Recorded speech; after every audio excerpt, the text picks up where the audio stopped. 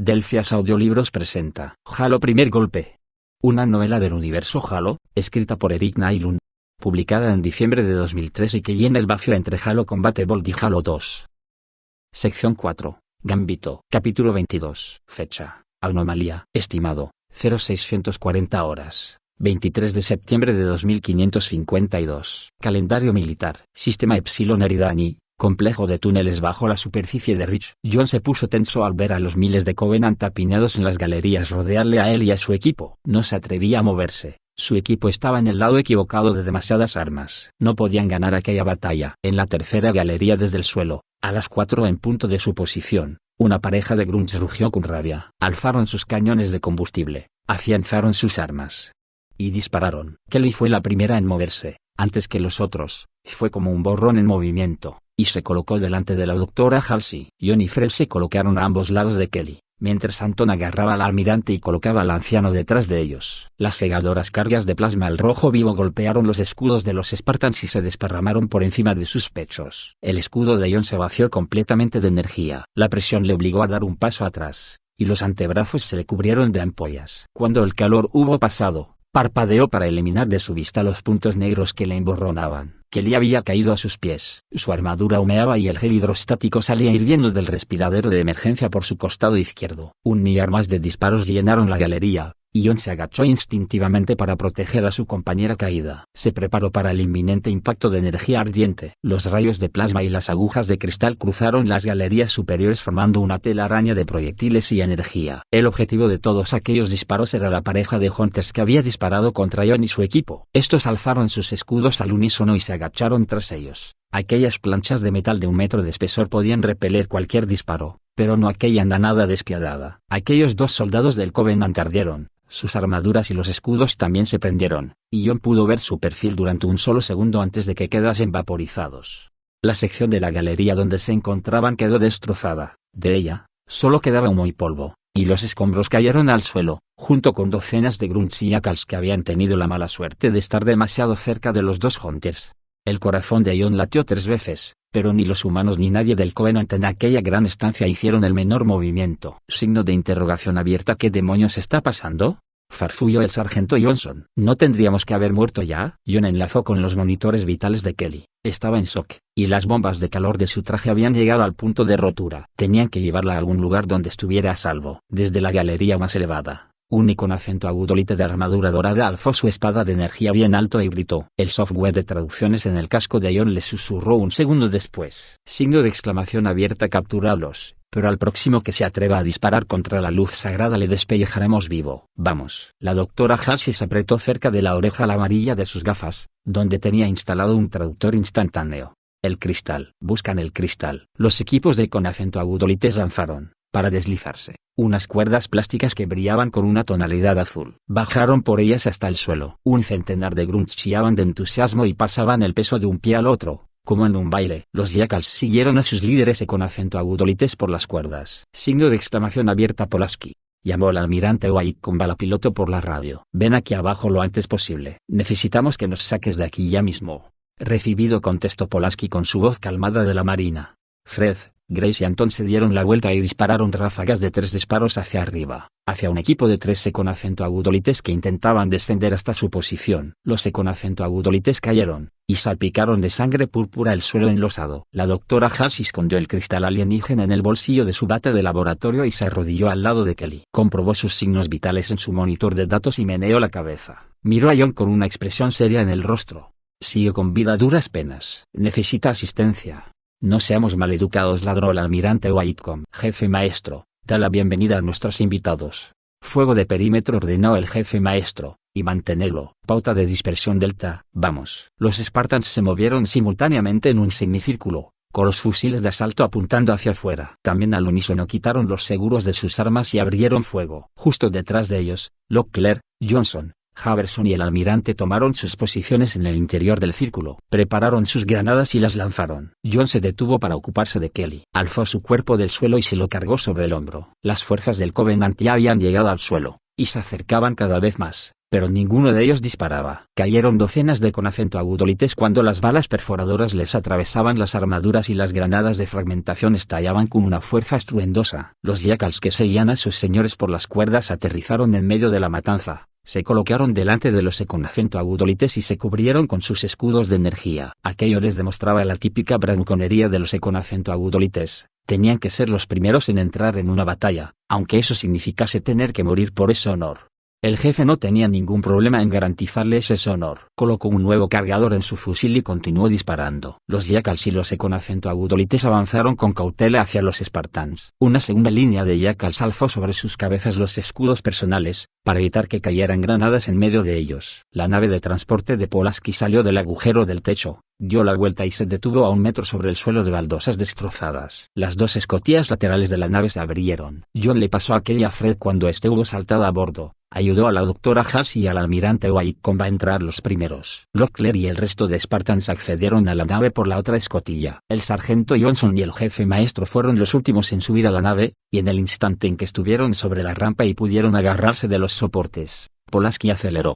El jefe maestro se quedó mirando a las fuerzas del Covenant mientras el transporte ascendía. Había miles de ellos, en el suelo, pegados a las paredes, llenando las galerías. Parecían una colonia de hormigas furiosas. Las escotillas se cerraron y el jefe maestro se dirigió a la cabina. Cuando pasó por el compartimento principal, vio a Kelly. Estaba tumbada, y unas débiles columnas de humo brotaban de los respiraderos de la armadura. Ayudó a la doctora Halsey a sujetar a Kelly. Los ojos de Halsey estaban fijos en los erráticos signos vitales de la Spartan herida, que cruzaban su colector de datos. Colocó el alargado cristal al lado de Kelly, pero este no se cayó. Desafiaba la gravedad. Estaba flotando, con uno de sus extremos puntiagudos apuntando hacia la superficie. «Qué raro», susurró Halsey. John pensó lo mismo. Era poco habitual. Era tan raro como estar a merced de las armas de 1 millar de soldados Covenant y que ni uno solo de ellos disparase un tiro.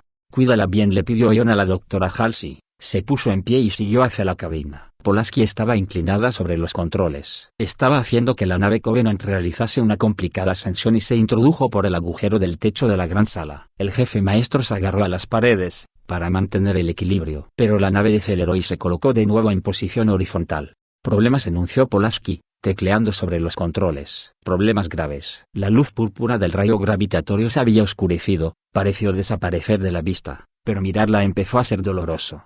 «Nos están empujando hacia abajo», dijo el almirante Whitcomb. «Lee, sal al exterior y disparó un par de Jackhammers por el hueco». «Sí, señor», accedió Lee, ansioso por volver al combate. Hizo un gesto hacia el jefe maestro, agarró un lanzacohetes y se dirigió a la escotilla. El almirante frunció el ceño y meneó la cabeza. «Un cohete no podrá llegar a la superficie. Hay 1 kilómetro de distancia, pero vale la pena probarlo». La nave de transporte dejó de ascender. Se mantuvo en su posición durante 1 segundo y volvió a hundirse lentamente por el túnel. Lee abrió la escotilla lateral. La intensa luz púrpura del rayo gravitacional inundó el interior de la nave. La doctora Halsey dio un respingo. El jefe maestro se dio la vuelta para ver qué la había sorprendido de aquella manera. Durante un momento creyó que el cristal que llevaba con ella se había hecho pedazos. Pero no se había roto, no exactamente. La parte superior del esbelto cristal se estaba separando faceta a faceta. Se abría como una flor. Los pétalos de zafiro ondulaban. Y cuando la luz púrpura del rayo gravitatorio cayó encima de ellos, el cristal se hizo todavía más ancho. Las facetas giraban en una compleja danza geométrica. El cristal parecía adquirir una nueva forma y empezó a palpitar con un tono verde. La luz del interior de la nave se hizo más clara, y el tinte púrpura del rayo parecía retroceder, como la marea. La nave de transporte ascendía. Signo de interrogación abierta. ¿Qué demonios? Pulaski, cogida por sorpresa, se agarró a la palanca y tiró de ella. La nave de transporte zumbó con la nueva energía y salió disparada hacia arriba. «Gravedad», susurró la doctora Halsey, mirando directamente las facetas abiertas del cristal. «Este objeto manipulaba el espacio cuando lo encontramos, y parece ser que también afecta los campos de gravedad artificiales. Qué ganas de tenerlo en un laboratorio». La nave de transporte surgió del pozo, y la luz solar inundó el interior. Una vez hubieron salido del rayo gravitatorio, la esbelta piedra se replegó sobre sí misma. Los pétalos se cerraban, y volvían a formar una sola piedra. La doctora Halsey la agarró y se la colocó de nuevo en el bolsillo de la bata. Comprobó de nuevo las constantes de Kelly. El espacio sobre la montaña Mechanite estaba plagado de bandadas de Banshees y de cazas Seraph, que daban vueltas por encima de la montaña. El crucero ligero de 300 metros tampoco estaba solo. Le acompañaban 6 cruceros más del Covenant, dispuestos a enfrentarse contra su diminuta nave de transporte con sus torretas de plasma. Una serie de iconos destellaban en las pantallas de Pulaski. Todas sus armas nos apuntan, dijo, y en esta ocasión su tranquila voz mostraba algunos puntos de tensión. No dispararán, les tranquilizó el almirante Whitcomb. Sus palabras estaban teñidas de una resolución de acero, como si no estuviese simplemente suponiéndolo, sino que era una orden que el Covenant tenía que seguir. Se colocó las manos sobre las caderas y observó las naves. Parecía querer derruir los cruceros simplemente con su mirada. Quieren lo que sea que descubrieron la doctora y su equipo. Y lo quieren tanto que son capaces de dejar que los acribillemos sin ni escupir en nuestra dirección. Señor, le interrumpió el jefe maestro, tenemos que reencontrarnos con Cortana y la nave insignia capturada a las 7:15 horas. Solo tenemos 20 minutos. El almirante Whitcomb consultó su reloj y miró a las naves del Covenant que se estaban reuniendo por encima de ellos, y que cada vez se acercaban más. Pulaski, sácanos de aquí. Traza una trayectoria hacia el punto de encuentro, y haz que esta bañera vuele lo más rápido posible. Señor, sí, señor. Pulaski inclinó la nave para que se dirigiera a la atmósfera externa de Rich. El cielo se oscureció. Pasó de turquesa a gris pizarra, a azul medianoche y después a un tono tan negro como la tinta, salpicado de estrellas. Cuando la nave de transporte dejó atrás a los cruceros, les pareció que se movía a una velocidad dolorosamente lenta en comparación con los ágiles cazas Seraph, que formaron a su alrededor. 4 se posicionaron a babor, 4 a estribor. Un par de aquellas naves con forma de lágrimas se colocaron delante y frenaron, para bloquearles el paso. Nos están encajonando, informó Pulaski, y deceleró su propia nave. Oficial técnico. El almirante Whitcomb se acercó a ella y le apoyó una mano en el hombro. Embístelos. A toda velocidad. Pulaski tragó saliva. Sí, señor. Una de sus manos se agarró a su arnés de seguridad. La otra pasó por encima de la barra de velocidad del panel de control, y la colocó al máximo. La nave de transporte saltó directamente hacia los Seraph que le cerraban el paso. Los dos cazas se apartaron a unos escasos 3 metros, y el transporte los adelantó. Locklear miró por la pantalla de babor y silbó. Signo de interrogación abierta. ¿Alguien más piensa que hay demasiada gente aquí arriba? El jefe maestro miró a lo que se refería Locklear. Cuando habían descendido a Rich, hacía escasas horas, solo había una docena de naves de guerra pequeñas. Ahora había al menos el triple orbitando alrededor de Rich. Había cruceros ligeros con aspecto de pecas mantarrayas, había 4 portanaves con sus secciones bulbosas, y el espacio que tenían por delante bullía con enjambres de cazas Seraph. También había un puñado de destructores, naves rápidas y brillantes, con las torretas de plasma encendidas. También había restos, pedazos de naves Covenant atrapados en la órbita, trozos de planchas de aleación del blindaje, conductos de plasma todavía brillantes por el líquido caliente que transportaban, y nubes de metal vaporizado y que al enfriarse había formado nubes de polvo resplandeciente. Parece que Cortana ha estado ocupada durante nuestra ausencia, hizo notar el teniente Haverson. Hizo un gesto apreciativo a toda aquella matanza. El jefe maestro vislumbró unas luces parpadeantes provenientes de las plataformas de lanzamiento de una de las portanaves del Covenant. Activó el aumento de su visor y pudo ver una legión de con acento agudolites, con mochilas propulsoras, y una veintena de robots con tentáculos saliendo del hangar.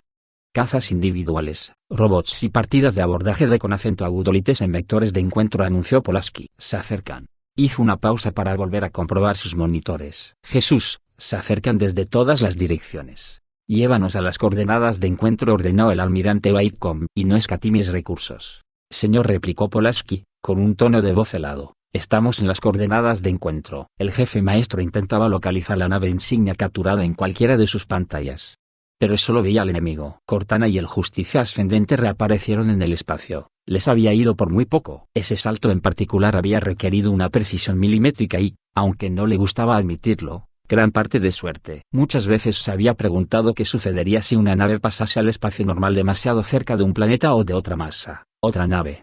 El Justicia Ascendente volvió a la existencia entre el campo de escombros situado en órbita alrededor de Rich. No se produjo ninguna explosión de una violencia extrema cuando los átomos de la nave insignia se solaparon con la materia de las naves destruidas, que el Covenant había arrastrado a esa zona del espacio. O los saltos estelares impedían que sucedieran esa clase de cosas, ya que desplazaba, a un lado la nave que saltaba, como haría el torrente de agua de un río con una roca que le hubiesen lanzado. O le había tomado prestada al jefe maestro un poco de su buena fortuna para alterar las probabilidades.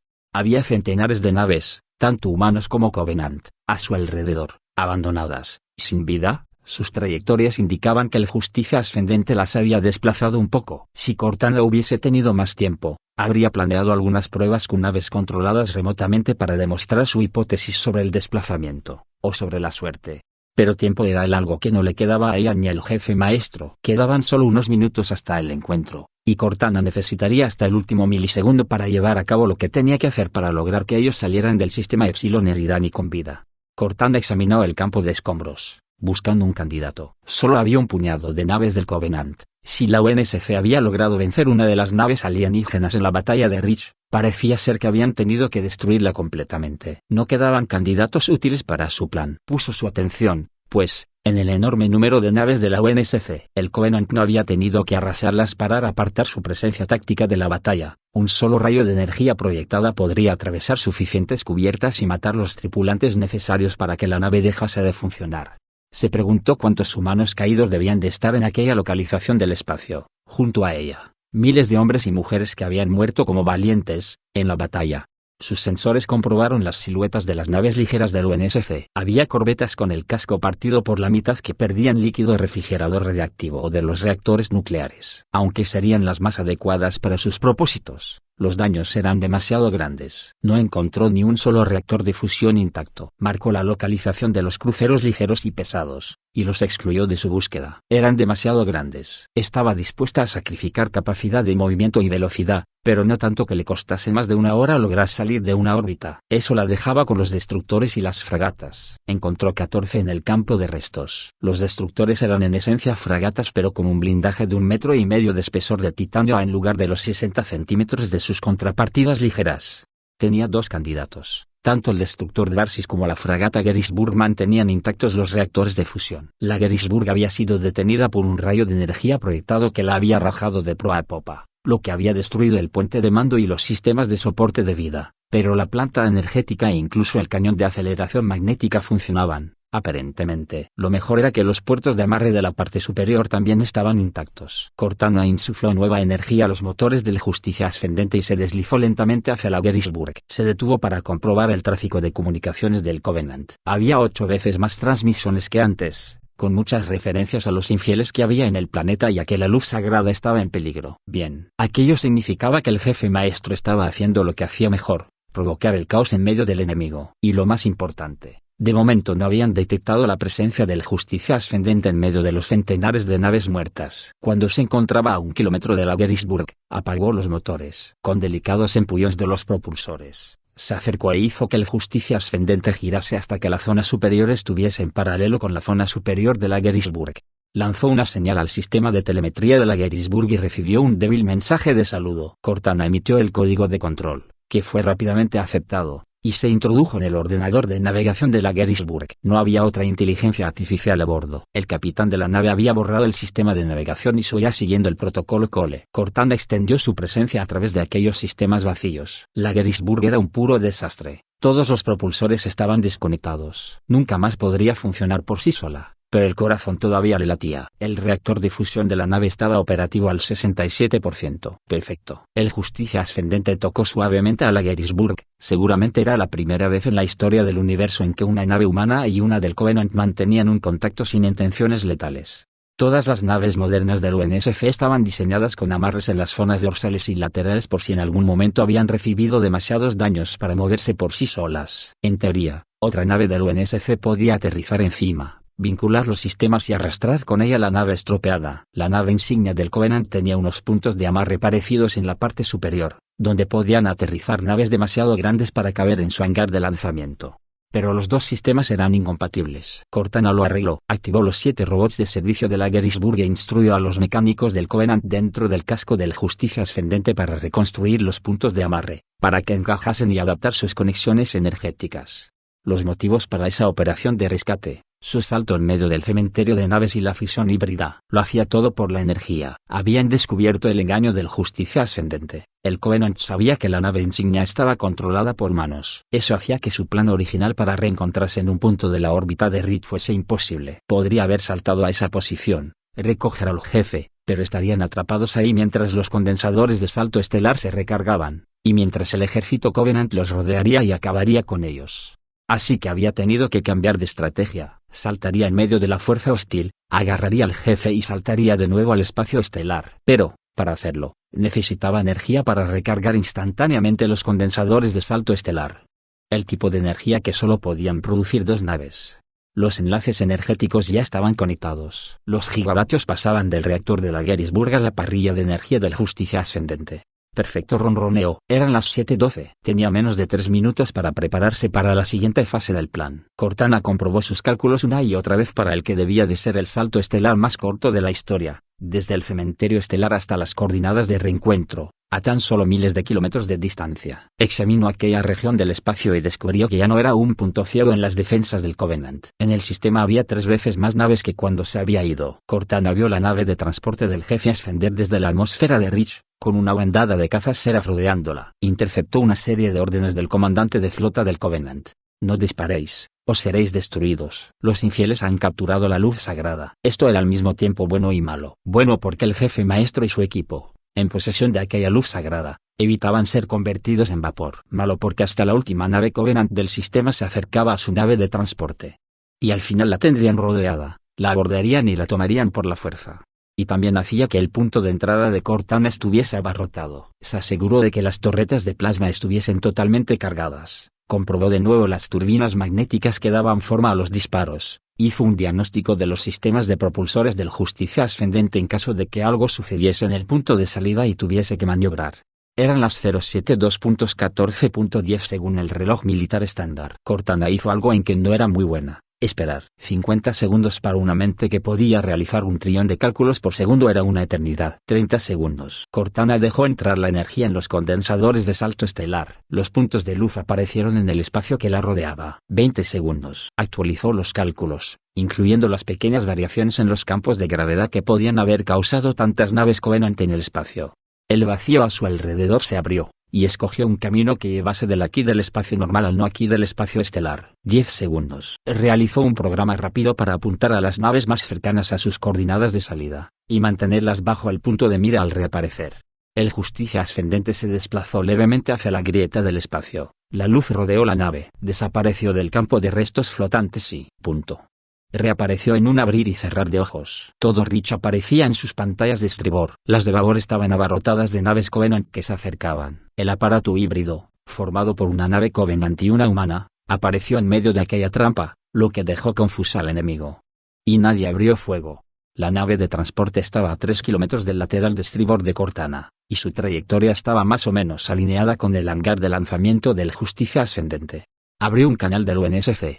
Jefe, su coche está aquí. Recibido, contestó el jefe maestro. No, su voz no mostraba ningún temblor. Hacía solo un momento que se dirigía hacia una muerte segura, y ahora sonaba como si esperase que aquello ocurriese, como si fuese un procedimiento habitual. La nave de transpone viró hacia el hangar de lanzamiento, y Cortana bajó los escudos durante un solo segundo, lo suficiente para que la diminuta nave pudiese entrar, y restableció el campo de protección. Cortana transfirió energía de la Gettysburg a los condensadores de salto estelar del Justicia Ascendente, que empezaron a absorber la carga. 3 docenas de cruceros Covenant la rodeaban, con las torretas de plasma brillando con un infernal color rojo. Estaban listas para disparar. Aparentemente, la orden de no disparar no se extendía al Justicia Ascendente. Cortana necesitaba 5 segundos para lograr una carga completa, 5 segundos antes de poder escapar. Pero 5 segundos podían ser suficiente tiempo para convertirse en el centro de un sol artificial del Covenant. Tomó la iniciativa y disparó contra los 4 cruceros más cercanos. El plasma, fino como un láser, brotó de las torretas, atravesó los escudos del Covenant y abrió los cascos de las naves. Cuando el gas sobrecalentado entró en contacto con la atmósfera interior de las naves, el plástico, la carne y el metal se prendieron y las zonas interiores de la nave se llenaron de humo. 2 de sus objetivos explotaron inmediatamente, ya que los restos de plasma alcanzaron los reactores. Se alzaron 2 nubes gemelas de humo que iluminaron la noche y cubrieron el Justicia Ascendente, apartándolo de la vista del resto de naves.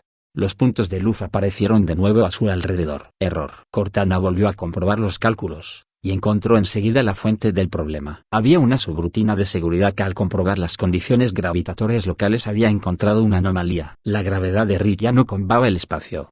Lo que era imposible. No tenía tiempo para especular. Era huir o morir. Desplazó el Justicia Ascendente hacia el campo espacial parpadeante. Y desapareció. En lugar de la no dimensión invisible que era el espacio estelar, en los monitores de Cortana apareció un campo de color azul. No estaban en el espacio. No era el espacio lleno de naves que rodeaba a Rick ni el espacio estrellado de Epsilon Eridani. Pero era espacio donde no tendría que haber nada. Sondeó la región con sus sensores. pero el alcance estaba limitado a miles de kilómetros, como si hubiese una neblina que le impidiese ver más allá. Y entonces, un contacto, y otro, y una docena más. Entre la niebla azul aparecieron 14 cruceros Covenant. Signo de interrogación abierta. ¿Cortana?, preguntó el jefe maestro. ¿Cuál es nuestro estado? Igual que siempre, respondió Cortana. Tenemos problemas. Las naves de guerra Covenant abrieron fuego. Maldición, exclamó Cortana. Inició su última opción. Devolvió el fuego, esperando poder arrastrar a alguna de esas naves con ella cuando cayese. Sección 4. Gambito. Capítulo 23. Fecha. Error. Anomalía. Fecha desconocida. A bordo de la nave insignia capturada al Covenant Justicia Ascendente, en el espacio estelar. Ahora. Signo de interrogación abierta. ¿Cortana?, preguntó el jefe maestro. ¿Cuál es nuestro estado? El jefe y el resto de su equipo salieron de la nave de transporte Covenant. Fred cargaba con una Kelly semiconsciente y la dejó sobre la cubierta del hangar de lanzamiento. Igual que siempre, respondió Cortana. Tenemos problemas. Las imágenes de vídeo de las cámaras externas de la nave aparecieron en el HUD del jefe maestro. Los cruceros del Covenant les rodeaban, con las torreras de plasma brillando. Le recordaban al jefe algunas fotografías que había visto de peces que vivían en el fondo de los océanos terrestres, que eran como verdaderos enjambres de luces fosforescentes y dientes afilados. Fue hasta el borde del hangar de lanzamiento y se mantuvo a 1 centímetro del punto en que el escudo de energía de la nave separaba la abertura del espacio. Miró directamente a los vastos campos azules y a las enormes naves de guerra, demasiado cerca para su gusto. Hemos saltado al espacio estelar, ¿verdad?, preguntó inseguro el teniente Haverson. Sí, contestó la doctora Halsey, y no. Sacó el cristal de su bolsillo y se lo quedó mirando ceñuda al darse cuenta de que ya no era una esquila alargada. Las facetas se habían reorganizado como piezas de un rompecabezas, pero con una configuración distinta de la que había adquirido el artefacto en el rayo gravitatorio. En esta ocasión se trataba de una estrella llena de bordes y de reflejos. Saltamos, dijo la doctora, examinando su reflejo en los planos reflejos del artefacto, pero no al espacio estelar que conocemos. El contador de radiactividad del jefe maestro se encendió con una estruendosa alarma que le resonaba en el casco. Comprueba eso, Antón ordenó, y señaló con la cabeza la brillante piedra. Ve al compartimento del reactor del Pelican. Antón le cogió el cristal a la doctora Halsey, que la soltó sin muchas ganas. Corrió hacia el destrozado Pelican. Había una fuente de radiación, doctora, explicó el jefe, y esa cosa era la fuente. El jefe se percató de que la intensidad de la radiación no disminuía ni cuando Antón se metió dentro del Pelican. Sea lo que sea esto, siguió la doctora Halsey, examinando los campos azules en el exterior de la nave, se trata de un pliegue del espacio. Cuando nos acercamos a la gran sala, el espacio se revolvía alrededor del cristal. En el rayo gravitatorio, dispersó la fuerza de ese campo. Signo de interrogación abierta. ¿Y ahora?, preguntó el almirante Whitcomb. ¿Ese objeto está afectando nuestro paso por el espacio estelar? Eso parece, contestó la doctora Halsey, y se acercó a Ion para tener mejores vistas del exterior. El almirante se unió a ellos, y observó cómo se calentaban las torretas de plasma del Covenant. Signo de interrogación abierta. ¿Pueden disparar con eso en el espacio estelar? Si pueden hacerlo, somos un blanco fácil. El jefe maestro podía discernir más naves en la distancia. Los navíos Covenant temblaban, se desvanecían y volvían a aparecer en la niebla. Las naves enemigas más cercanas abrieron fuego. Las torretas eructaron esferas amorfas de gas supercaliente que cogían velocidad a medida que se acercaban a ellos y teñían de color púrpura el espacio azul. El jefe maestro vio que Locklear estaba ayudando a Pulaski a salir del transporte Covenant. Unieron sus manos mientras veían cómo el plasma se acercaba a ellos. Las esferas de plasma trazaron una estela en el aire, viraron y giraron sobre sus trayectorias. Algunas simplemente desaparecieron de la existencia, y reaparecieron en otra parte. Otros disparos de los enemigos aceleraron y se dirigieron hacia arriba, hacia abajo o hacia los lados. A cualquier sitio excepto al Justicia Ascendente. Signo de interrogación abierta. ¿Qué demonios ha sido eso?, preguntó el sargento Johnson mientras caminaba hacia el jefe maestro para observar la pantalla. Creía que las naves no podían disparar en el espacio estelar. Las nuestras seguro que no pueden. La doctora Halsey se quitó las gafas y sus ojos se ensancharon. Normalmente no pueden. Si pueden disparar, entonces, por lógica, no nos encontramos en el espacio estelar. Y estemos donde estemos, murmuró, las reglas han cambiado. El almirante frunció el ceño. Cortana gritó. Hagas lo que hagas, no devuelvas. Demasiado tarde. Cortana también había disparado. Unas columnas de fuego surgieron del Justicia Ascendente. Rayos que se doblaban y giraban, que desaparecían y volvían a aparecer. La burbuja de espacio azul enmarañado que envolvía el Justicia Ascendente y las naves de guerra Covenant ahora también contenían al menos 40 rayos de plasma sobrecalentado, dando vueltas en direcciones aleatorias y acelerando a velocidades incalculables. 3 esferas de llamas furiosas aparecieron delante del crucero Covenant más cercano y se esparcieron por su proa. La primera se fundió en su brillante escudo plateado, la segunda y la tercera fundieron el blindaje y el recubrimiento de aleación que había debajo. La atmósfera se escapó e hizo que la enorme nave empezase a dar vueltas, como una peonza. Maldición, graznó el sargento Johnson. Lo único que tenemos que hacer es esperar que esos cabrones de gatillo fácil acaben consigo mismos. Mirad, disparan de nuevo. Las armas Covenant se calentaron y escupieron una segunda salva de plasma. Los rayos de fuego guiado viraron en medio de su trayectoria. Se fusionaron, desaparecieron, reaparecieron y escaparon de cualquier control dentro de la burbuja de espacio estelar. No, sargento, replicó la doctora Halsey, con voz fría. Estamos todos metidos en el mismo lío. Cortana, dijo el jefe maestro, cierra la escotilla del hangar de lanzamiento. Ya, la puerta que tenían delante tembló y empezó a deslizarse hacia abajo. Un rayo de plasma en una trayectoria paralela a la suya pasó destellando a través de la oscuridad, a menos de medio kilómetro de la cara del jefe maestro, tan cerca que la temperatura exterior subió 20 grados, incluso con los escudos de la nave de por medio. El fuego rojo iluminó el escudo de estribor del Justicia Ascendente cuando el plasma chocó contra ellos. La película que separaba el hangar de lanzamiento del vacío del exterior se hizo pedazos como 1000 espejos rotos. La estática crujió a través de la armadura del jefe maestro, y sus escudos resonaron en respuesta. Cuando la puerta empezaba a bajar, el jefe vio que otra esfera de fuego se acercaba por babor. La energía roció toda la proa con una aurora boreal de color sangriento. Los escudos del Justicia Ascendente parpadearon y empezaron a fallar. Pero aguantaron. Por poco, la puerta del hangar de lanzamiento tocó la cubierta y se selló con un golpe subsónico. La maldita puerta está cerrada y asegurada, anunció Cortana. Pongamos en marcha esta barcaza, ladró el almirante Whitcomb. Mientras aún tengamos una barcaza. Miró a su alrededor y frunció el ceño. Jefe, condúcenos hasta el puente. Sí, señor. Empezó a marchar por un pasillo que se adentraba en las profundidades de la nave alienígena. Sus Spartans y el resto del equipo le siguieron. El almirante Whitcomb se volvió hacia la doctora Halsey. Catherine, explícame en términos sencillos qué demonios está sucediendo aquí. Si podemos ver a esos cruceros, y ellos nos ven a nosotros, ¿por qué no les aciertan nuestros disparos? El Justicia Ascendente viró a babor, y se oyeron unas explosiones encadenadas por encima de sus cabezas. La gravedad artificial tembló, y la cubierta se tambaleó. Todo el equipo se tambaleó y la doctora Halsey cayó sobre cubierta. Las torretas 1 y 7 destruidas, anunció Cortana. Whitcomb ayudó a la doctora Halsey a ponerse en pie. Ella miró nerviosa arriba y abajo, por el pasillo. Supongo que el artefacto alienígena que hemos traído al espacio estelar ha aumentado la región. Los físicos consideran que el espacio estelar es una versión muy comprimida del espacio normal, plegado una y otra vez sobre sí mismo, como una bala de paja. Ahora, imagina que nuestra bala de paja entrelazó los dedos. Está atada con una cuerda. Quedan estas hebras, que no son sólidas, el plasma, la luz, y la materia que saltan de una hebra a la otra cuando hay las mínimas fluctuaciones cuánticas. Si ese es el caso, doctora, dijo el teniente Haverson, ¿qué pasa con nuestra nave? ¿Por qué no estamos atrapados y dispersados por un trillón de senderos espaciales alternativos? Por la masa de esta nave. Se empujó las gafas hasta colocárselas en la parte superior de la nariz. Imagínate una sábana arrugada, eso representa el espacio. Si colocas una masa pesada sobre la sábana, la plana, la lisa. El jefe llegó hasta una gruesa puerta de metal y alzó la mano, ordenando al resto del equipo que se detuviera. Abrió la puerta y caminó sobre el puente, barriendo el espacio con su fusil. Despejado. El almirante Whitcomb y el resto entraron en el puente. Cortana. Proyección estratégica en las pantallas, pidió el teniente Haverson mientras subía sobre la plataforma elevada. Las posiciones de las naves enemigas y de los rayos de plasma se reflejaron en los muros internos. Los contactos se multiplicaban, se fusionaban, y hacían que el plasma pareciese como olas rompiendo contra un acantilado. Otro rayo golpeó la proa del Justicia Ascendente. A través de la cubierta, el jefe maestro sintió las explosiones sucesivas de la descompresión.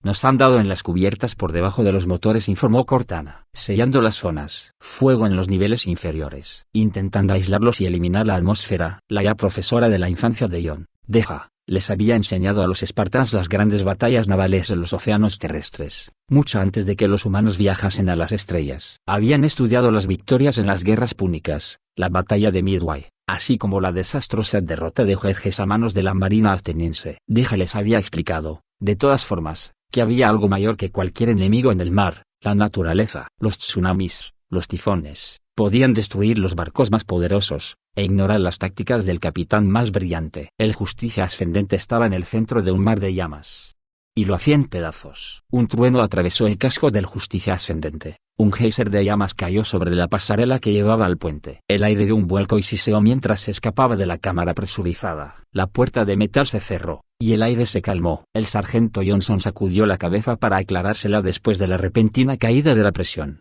Salgamos de este espacio estelar y luchemos. Sí, deshagámonos del cristal, intervino Locklear. Eso ha sido la causa de todo este lío. Desenfundó la pistola. Un disparo y boom. Problema resuelto. Signo de exclamación abierta. No hagas eso.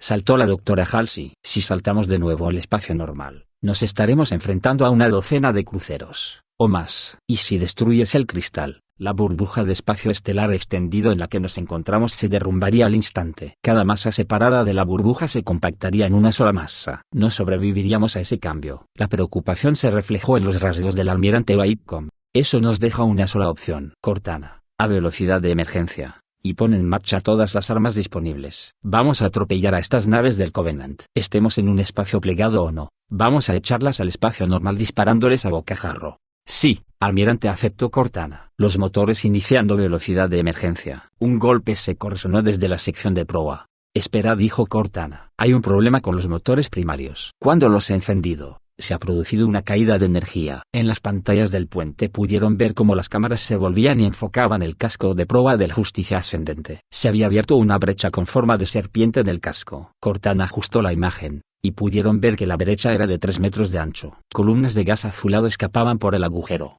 Ese es nuestro conducto principal de conducción, indicó Cortana. Lo han golpeado. Voy a apagar los motores para conservar la energía. Eso no ha sido un disparo de plasma, dijo el jefe maestro, entrecerrando los ojos. Es demasiado preciso, demasiado inconveniente. Se trata de un sabotaje. El almirante Whitcomb lo miró, ceñudo. Jefe, coge a tu equipo y preparaos para reparar el conducto en gravedad cero. Sí, señor. Pulaski avanzó. Yo también iré, señor. Locklear la agarró por el brazo e intentó hacerla retroceder, pero ella logró liberarse. Puedo pilotar el transporte, coger a los Spartans y llevármelos de ahí a gran velocidad. El almirante medio cerró los ojos, evaluando a la mujer. Muy bien, sargento. Y añadió, en voz tan baja que el jefe casi no pudo escucharlo, esta guerra tiene demasiados héroes. Pulaski se volvió hacia Locklear, le devolvió el pañuelo y le dijo: guárdeme esto, cabo. Lo recogeré cuando vuelva. La mano de Locklear se cerró, crispada, y después se relajó. Cogió el objeto, asintió y miró hacia otro lado. Estaré aquí, contestó, y se lo ató alrededor del brazo. Jefe, dijo el almirante Whitcomb, aseguraos de que volvéis con vida. Es una orden, hijo. Espero que hayas disfrutado explorando esta distopía llena de acción y suspenso tanto como yo. Recuerda, si te gustó este video, no olvides darle like y suscribirte para más contenido literario. Recuerda que puedes comentar cualquier cosa. Nos vemos en el próximo video. Hasta luego, familia.